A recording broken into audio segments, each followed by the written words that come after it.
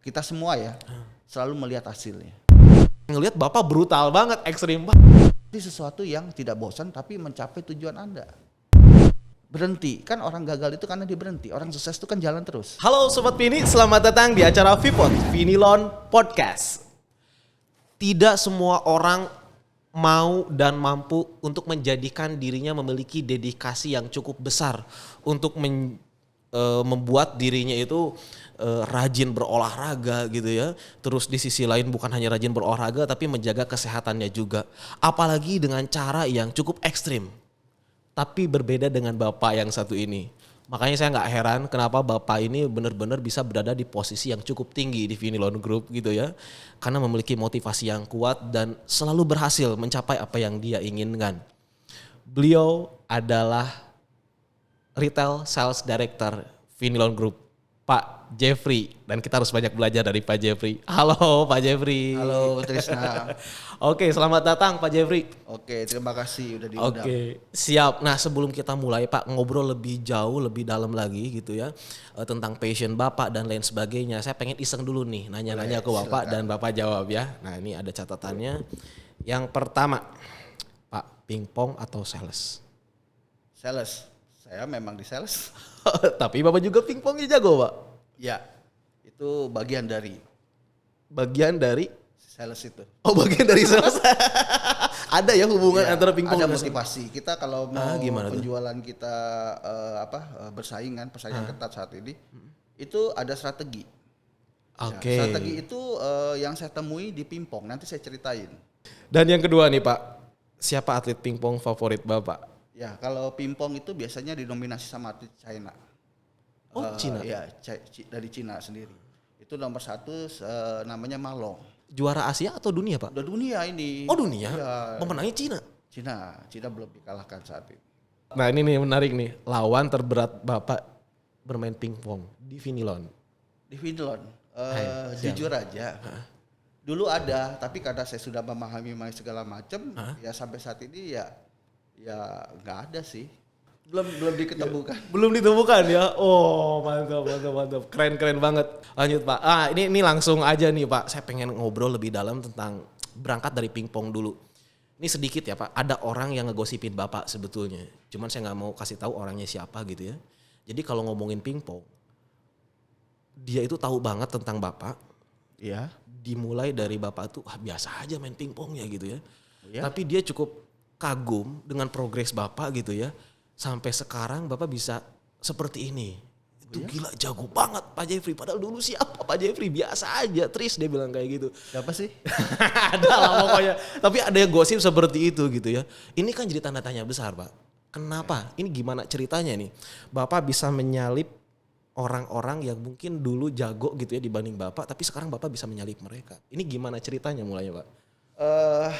Pertama kali saya olahraga itu kan cuman iseng ya. Iseng. Terus saya pelajari pingpong itu kayaknya asik.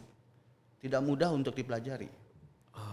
Bukannya semua olahraga kayak gitu juga? Ya, bulu tangkis mungkin lebih mudah. Bentar, Bapak bisa bulu tangkis? Bisa. Dan Bapak menyadari bahwa pingpong itu lebih sulit dibanding bulu tangkis? Bulu tangkis. Oh, dari sisi apanya Pak? Teknik bermainnya. Teknik bermain artinya bagaimana kita memukul bola itu beda dengan cara memukul bulu tangkis. Iya, yang penting kita arahnya mau kemana aja gitu ya? Ya, mukul sini, kita mau lob, mau kiri, kanan, bola depan net. Tapi kalau pingpong nggak bisa. Jadi lebih strategik gitu ya? Ya, kurang lebih lah seperti itu. Kenapa saya mau mendalamin pingpong? Ini permainan susah, tapi sebenarnya nggak susah. Kalau dipelajari mau bisa gitu loh. Oh. Ya dulu mungkin benar ada cerita yang saya main pingpong itu mungkin baru belajar sih. Tapi begitu saya dalamin, saya benar-benar serius untuk menekunin. Sampai saya pelajari di YouTube, lihat siapa sih atlet pingpong yang the best itu, yang terkenal siapa gitu kan. Segitunya? Itu lihat, iya, untuk mempelajari dunia pingpong gitu loh. Saya belajar pingpong benar-benar tekun itu sejak di Vinilon itu yang ada grup pingpong itu. Awalnya malah di situ Pak? Iya, dulu waktu SMA ya pingpong hanya sekedar mukul-mukul aja. Biasa aja? Iya biasa aja, nggak tahu teknik apa-apa. Ya setelah itu, oh ya om saya ajak main pingpong, dia lebih bisa dari saya. Saya dimarahin terus, kenapa? Memang saya nggak bisa pingpong gitu loh. Perasaan bisa kok, bola kita masuk kok mukulnya. Bisa ya mukulnya Masuk ya gitu. benar. Tapi salah tekniknya katanya. Di pingpong itu kenapa nih olahraga yang dianggap remeh sama orang awam, Karena gitu-gitu doang. Tidak. Begitu kita pelajari ini ada teknik skill yang harus kita pelajari. Pertama, kita harus respon cepat. Kenapa? Refleks kita melatih refleks. Itu bolanya kecil dan arahnya cepat itu. Kiri kanannya cepat. Jadi harus bisa baca kemana gerakan melatih refleks kita. Itu satu. Yang kedua, itu bola kecil loh. Iya benar-benar. Melatih fokus kita. Fokus kita melihat bola itu dengan sendirinya kita udah terbiasa dengan fokus. Satu masalah kita akan fokus dengan masalah itu. Terus gerakan kiri kanannya refleksnya juga harus cepat. Untuk memutuskan satu masalah harus cepat juga. Oh ini harus saya ambil dengan cara di spin. Oh ini harus saya chop. Kan ada bola chop. Bola chop itu bola dipotong berlawanan. Kalau bola spin kita dorong ke depan bola. Kurang lebih seperti itu. Tapi apakah itu cuman cocok logi Bapak aja bahwa sebetulnya bermain pingpong itu akan berakibat terhadap kehidupan juga gitu, jadi lebih fokus kalau kerja gitu ya, atau jadi lebih cepat atau gimana? Emang ada buktinya gitu, Bapak mengalami sendiri ada perubahan gitu? Ada dokter dari luar negeri itu, saya lupa namanya dokter, di sini ada dokter Mehmet itu ya, OZ menyatakan di talk show ini bisa untuk orang tua yang penyakit Alzheimer itu kan pikun. Oh, pikun. Daya ingatnya menurun. rendah. Ya, maka dia saran umur 50 tahun itu lebih baik bermain pingpong. Bukannya olahraga yang lain juga bisa? Ya, samping itu pingpong juga sebenarnya tidak terlalu berat. Karena lapangannya kecil ya, nggak seperti bulu tangkis. Oh iya benar. Jadi banyak kok yang angkatan 50 ke atas itu teman-teman saya, mereka masih enjoy bermain pingpong. Mantap. Ngeri nih kalau ngomongin pingpong sama ahlinya gitu ya. Tapi Bapak sendiri ngerasa nggak ada perubahan kualitas hidup Bapak gitu ya, entah itu di karir di Vinilon atau mungkin di luar sana gitu ya, aktivitas Bapak yang lain lah di luar pingpong itu gara-gara pingpong saya jadi merasa apa gitu atau enggak? Ya, dampaknya cara berpikir strategis, artinya cara kita berhadapan dengan bawahan kita. Tim saya kan sales ujung tombak nih. Betul. Di lapangan yang dihadapi itu kan nggak mudah sekali, apalagi masa pandemi saat ini. Jadi saya harus memahami mereka dulu. Cara memahami mereka sama dengan saya mempelajari yang bola pingpong ini. Saya butuh telaten, butuh fokus. Ini benar nggak? Kadang-kadang tim saya itu karena hambatan di lapangan, mereka lebih banyak mengeluh karena alasan, bukan karena mereka mungkin tidak berpikir kreatif atau tidak mencarikan solusi yang tepat. Ya, sehingga mereka hanya melakukan satu langkah dan down. Artinya kegagalan mereka itu apakah benar kegagalan atau sebuah alasan? Nah itu yang melatih berpikir untuk lebih jeli, lebih melihat lebih kondisi mereka seperti apa ya. Dan kita harus ngerti mereka. Dan nggak semuanya kok, ada yang mereka benar-benar mengeluhkan dan kita memberikan solusi. Kadang-kadang solusi itu bukan ada di saya sih, di diri mereka sendiri. Itu lucunya. Oh gitu Pak? Iya, kadang-kadang mereka tahu solusi, cuman datang saya untuk minta solusi, saya gali lagi ke mereka. Mereka lebih tahu dari saya. Oh menarik nih Pak. Nah tapi kembali lagi nih Pak, kita bergeser sedikit dari pingpong, nanti kita satukan lagi gitu ya. Saya pernah kan waktu di lantai 10 ruangan Bapak gitu ya. Waktu itu saya diliatin sama Bapak ada foto di mana Bapak dulu gemuk banget. Oh ya? Terus Terus Bapak, gila nih Pak Jeffrey, saya nggak percaya dulu pernah seperti itu. Terus yang saya lihat, karena kan saya baru di Vinilon ya, yang saya lihat Bapak memang udah ideal seperti ini gitu ya. Ini gimana ceritanya lagi gitu Pak? Lagi-lagi apa yang Bapak inginkan itu kok seolah-olah mudah untuk dicapai ya, kita melihatnya gitu. Sebenarnya sih tidak mudah juga ya, butuh perjuangan. Kadang-kadang kan bagian dari, bukan bagian lah, maksud kita semua ya selalu melihat hasilnya. Ya betul, makanya kita menganggap itu gampang. Betul. Kayak main pingpong kan. Betul. Saya juga melihat gampang, pas dicobain susah banget. Prosesnya yang susah. Iya. Makanya proses itu harus kita lalui. Jadi sebenarnya kenapa pertanyaannya saya dulu bisa diet sampai mengurangi berat badan yang begitu banyak sekali. Kalau nggak salah hampir 25 kilo saya turun. 25 kilo Pak? Ya. Dalam waktu berapa bulan? Itu dalam waktu 3 bulan. 3 bulan? Ya. 25 kilo? Ya, dulu dalam sebulan 15 kilo, terus bulan berikutnya nambah lagi, akhirnya sampai total 25 kilo lah. Wow. Itu saya percaya kalau hal-hal seperti itu bukan bicara tentang skill sih, tapi berbicara tentang motivasi yang sangat kuat sih Pak. Betul. Karena banyak kan orang yang memang dia tahu, olahraga itu penting. Dia tahu cara menurunkan berat badan itu seperti apa bagusnya gitu ya. Tapi nggak semua orang mau melakukan. Ya. Sehingga pada akhirnya gagal di tengah jalan. Nah saya ngelihat Bapak brutal banget, ekstrim banget Pak, 25 kilo gitu ya. Pasti prosesnya berat banget gitu. Berat sekali. Tapi kenapa Bapak punya motivasi yang besar kayak gitu Pak? Ya. Nah, motivasi saya adalah karena untuk sehat, gula darah saya jelek, ya kita harus melakukan sesuatu. Nah sebenarnya bingung mau melakukan apa. Bingung, tapi saat itu yang ada viral itu dari Deddy Corbuzier, OCD. Yang OCD ya? Iya. Obsessive Compulsive diet. Dan dia kan udah buktikan bagus gitu. Saya baca itu kontroversi sekali sih. Iya. Cuman saya baca dulu, saya pelajari. Jadi nggak langsung ikut-ikutan. Kan itu dari Shaolin kan katanya ya? Ya, saya pelajari, saya baca. Habis saya sudah mengerti, itu kontroversi. Dia banyak ditentang di sana sini. Sama dokter pun ditentang. Dia ekstrim banget. Setelah saya pelajari segala macam, saya baca, kayaknya boleh dicoba. Saya tes. Wow, itu berat banget. Yang saya lakukan ya diet makannya, pola makan yang diet, dibatasin jam makannya segala macam. Yang kedua harus olahraga. Nah olahraga itu yang saya nggak pernah lakukan. Saya komit lakukan itu olahraga. Apa aja pada saat itu Pak? Olahraga simple. Dia olahraga yang namanya. Udah mulai pingpong? Belum bimbang. Oh belum masuk ke sana. Bimbang. Iya, Ya kan saya baru memang Iya, saya bilang bimbang. Belum, itu lebih ke pemanasan, stretching, lebih lari-lari tempat, jumping jack gitu loh. Sit up, ya lebih begitu. Dilakukan selama saya lupa kalau nggak salah itu 7 menit. Sehari 7 menit. Masa sih sehari 7 menit Serius. tapi 25 kilo 3 bulan? Bukan, ini bagian dari yang beratnya dietnya itu. Makannya itu? Iya, begitu saya kan gini, begitu saya kurus, saya kayak orang sakit loh. Karena badan saya dulu nggak pernah olahraga, paham nggak? Oh. Kayak orang sakit, Iya, banyak iya. ketemu, kamu lagi sakit ya, dipikir diabetes lah segala macam. Karena badan saya kan jelek. Taunya saya gemuk yang gempal gitu, tapi kan waktu saya kurus balik lagi yang tubuh saya yang kurus yang tidak berotot gitu loh, tidak normal gitu loh. Nah dengan saya berolahraga itu dengan harapan membentuk supaya tidak terlalu jelek gitu loh. Begitu saya kurus lihat kayak orang sakit. Karena saya boring, akhirnya saya tambahin lagi dengan fitness. Saya kombinasi dengan fitness supaya lebih cepat gitu kan. Sambil jaga makan, diet, fitness saya lakukan. Wah itu benar-benar bosan fitness. Udah hampir setahun, 2 tahun gitu loh. Saya lakukan. Nah satu titik ketemulah olahraga pingpong. Makanya kembali lagi ke pingpong. Iya. Poin saya adalah saya bagaimana tetap berolahraga, tapi tidak bosan. Tapi kembali lagi ke diet yang tadi nih Pak, saya belum terjawab nih. Kenapa? Yang 3 bulan itu Bapak makannya gimana Pak dikurangin ya? Jadi yang kalau baca OCD itu hanya makannya bebas, hanya membatasi waktu makan.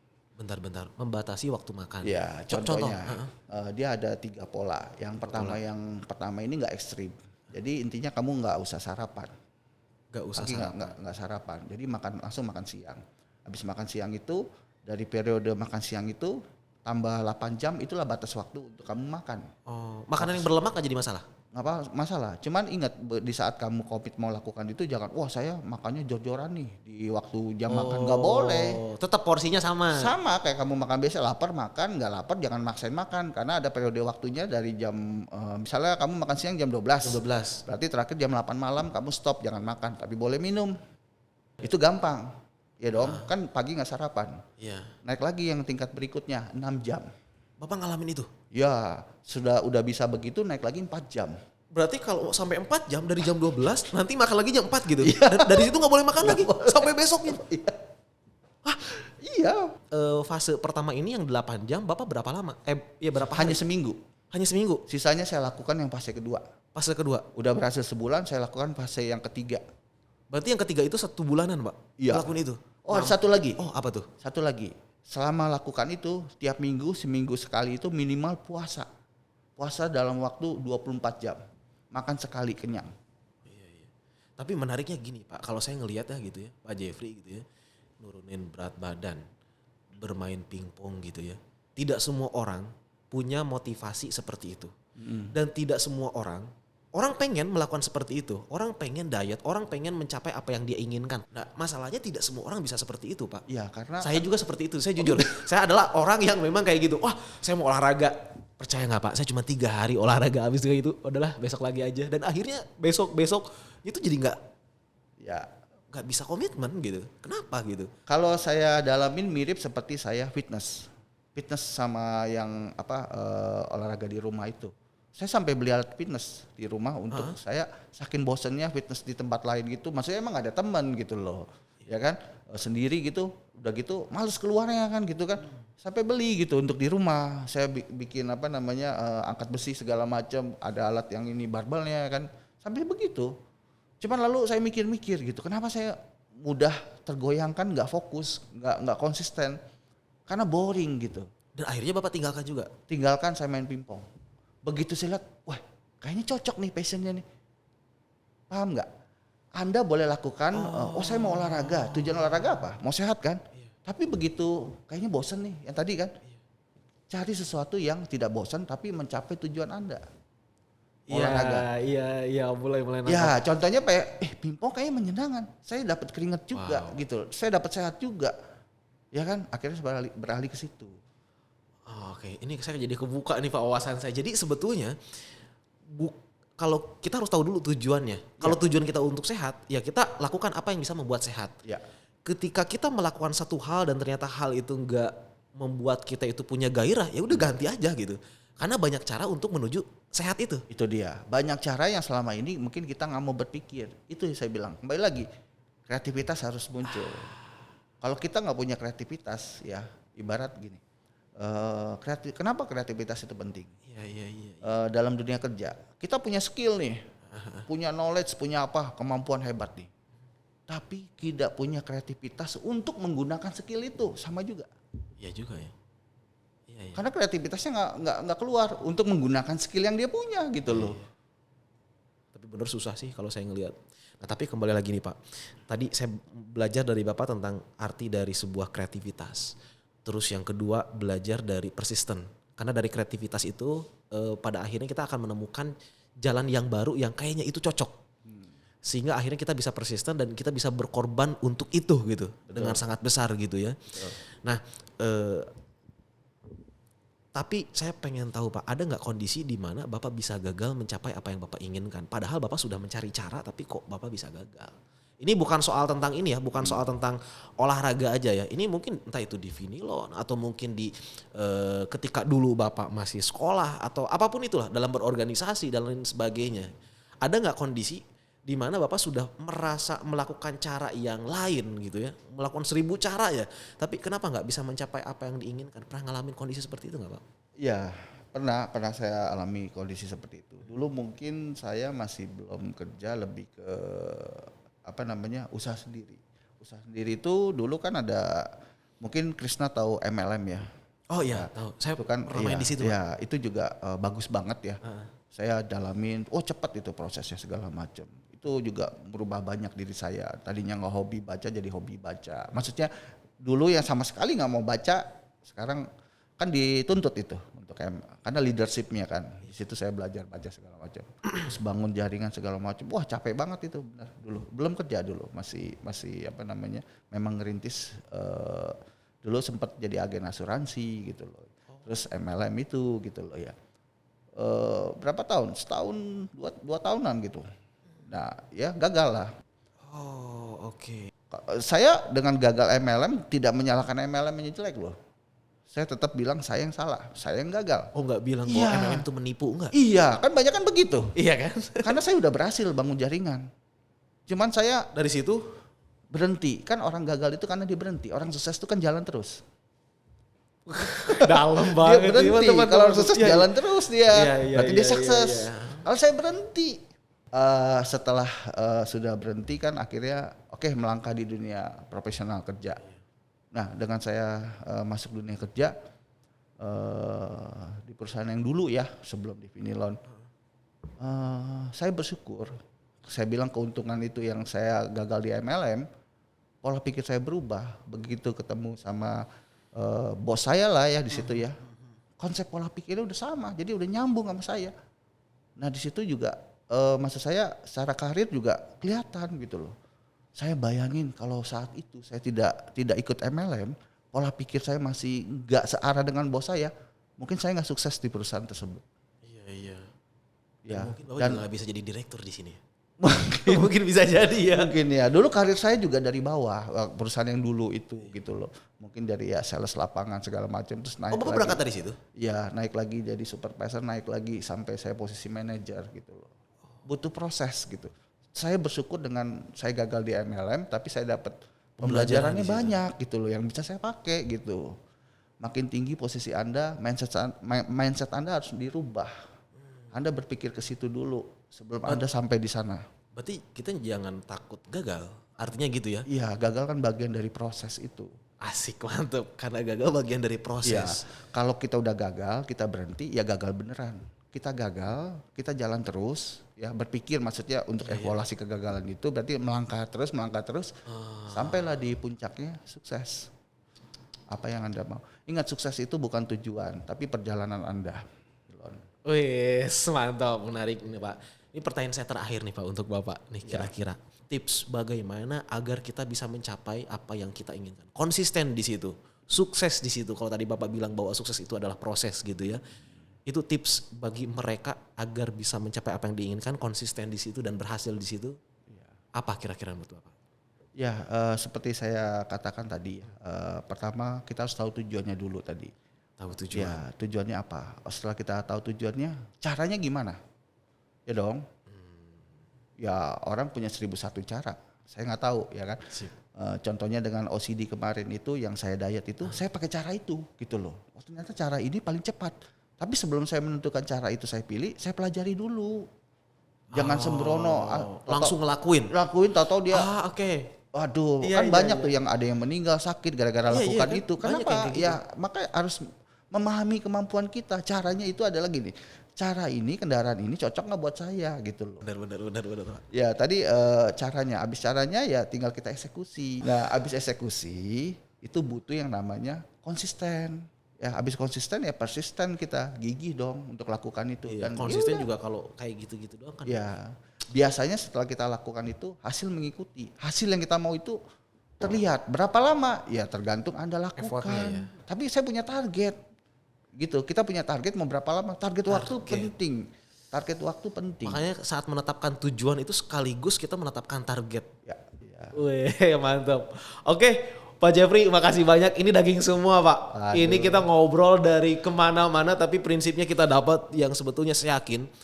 Apapun profesi kita, kalau kita ingin mencapai tujuan yang kita inginkan, memegang 5 prinsip Pak Jeffrey ini, harusnya kita bisa mencapai. Ya. Harusnya gitu sih Pak, karena prinsip itu bagi saya itu umum.